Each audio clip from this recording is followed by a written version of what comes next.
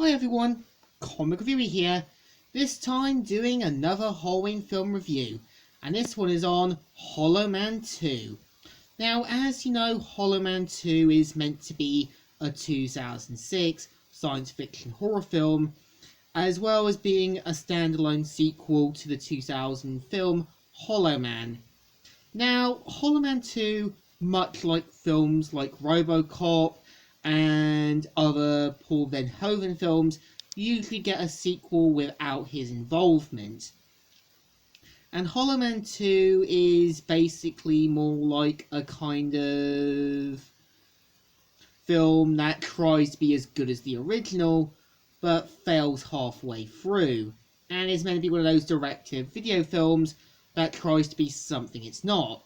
Now, the premise of the film is meant to follow Detective Frank Turner and also his partner Lisa, who are tasked with protecting a scientist known as Maggie from a dangerous threat known as Michael Griffin, who was part of a think tank project that was meant to pick up the work after Sebastian Cain's failure. We see how after something that happens to Frank's partner, him and Maggie try and find out basically how to stop Michael Griffin, as well as Maggie giving Frank information more about the think tank and the project at hand.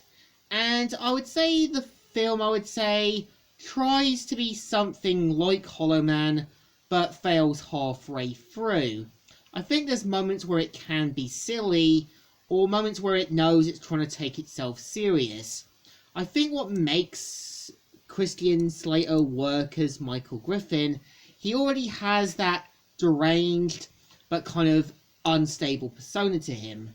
And I think it's kind of implied that the serum only boosts that up. I think what made Kevin Bacon work as Sebastian Cain in the first film was Sebastian tried to be something he wasn't, and let his ego get the better of him. And I think there's moments where the film can get a little too silly, like when Maggie's being drifted away by Michael Griffin, nobody's really looking around or looking shocked, or when there's kind of like, say, like a blind character kind of talking with Michael Griffin, and again, I get it's meant to be a bit humorous, but doesn't really work. And I think for the most part, I would say there was two characters I was expecting to pop up, Matthew and Linda, which they're hardly mentioned, and I know it's kind of mentioned a bit in the film about the project from Hollow Man and how something went wrong that left two survivors. You could have used them as the main characters instead. And I think for the most part, you kind of think the government or the think tank would have, hid away the project after what happened with the first film, or kind of took more precautions in staying away from it. But yeah, this is one of those things where screw up, we'll just try and fix the mistake. And I think for the most part, I would say Frank Turner does work like a character. He's basically a counterpart to Matt. I feel Maggie's a counterpart to Linda, and Michael Griffin is a counterpart to Sebastian Cain.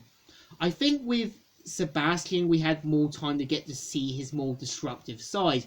Here, we see Michael Griffin's downfall to its full core, so we don't really get time to know him properly. But yeah, it's even suggested by his army personnel that he was already deranged before the serum kicked in.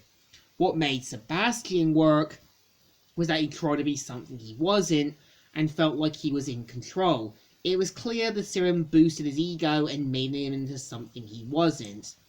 I think for the most part, I would say Hollow Man 2 tries to be something like the first film, but kind of screws up at some parts.